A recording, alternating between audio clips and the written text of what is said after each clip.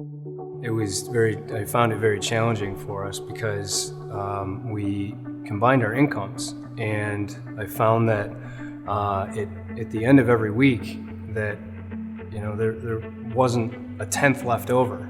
So I remember sitting in a church service in Brewerton, New York, and the pastor was talking about his experience, and he was talking about reading scripture and talking about tithe.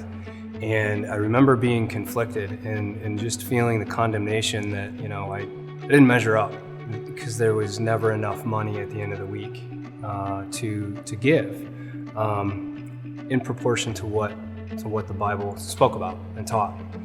So I remember the pastor saying, well, write your first check, cut your first check of the week, and give it to God.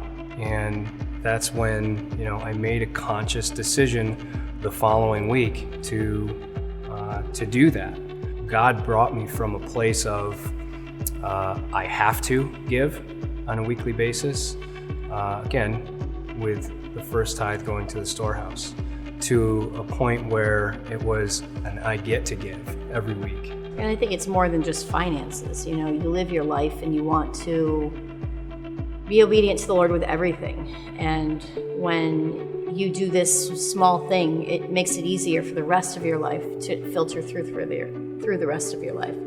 And I think that has been where the blessing is, when you go and the first thing you do with your money is you write your check. Then the first thing you do when you make a decision is go to the Lord. So it doesn't just start and end with money, and it's not just a financial blessing, but when the Lord is blessing your finances, your decisions, and everything else that plays into your life, then you have the confidence knowing that you're in the will of God. And not only that, it's really important to say thanks to God, because He gives you the ability to do everything that you do. So to me, and what we've always taught our kids, the same thing is, He's the one who makes you able to do it. So if you honor Him with that, He'll make you able to do more. And when you steward the small things, He's going to give you more to steward. So the things that were difficult pulled us together versus pulling us apart. It made us, I don't want to necessarily say more thankful for what we had, but I think it made us realize, I guess, how important every situation was, and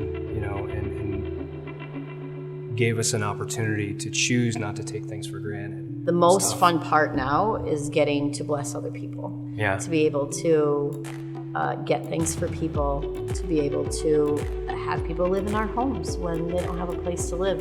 And not only that, we had a family of 4 living with us for 3 months. We never should have made our bills. Yeah. We never, for our entire electrical bill and gas bill to get paid for 3 months. They're like, oh, you've overpaid for the year, you're good for 3 months. Yeah. It totally doesn't happen.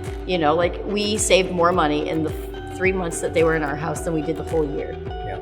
And so, that just shows you when you're willing to give, that the Lord is willing to pour back and open the windows of heaven.